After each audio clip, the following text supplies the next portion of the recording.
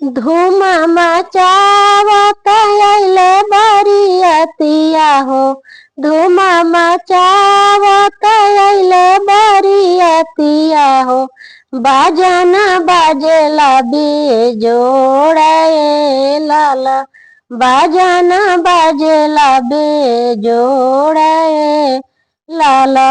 घर में से निकालेली बेटी हो कवन बेटी।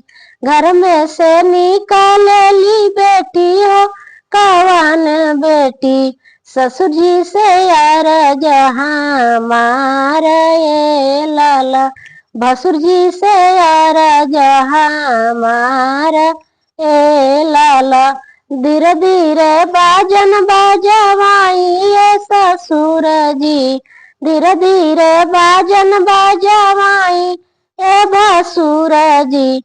छतिया में हो खेला दर्द ए लाला।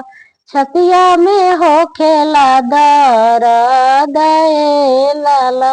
बाजन के आवाज सुनी आमा मोरे रोवेली।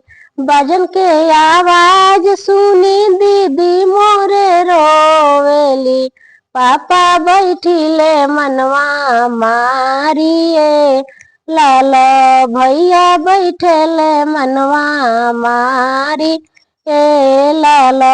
धूम मचावत अइले बरियतिया हो।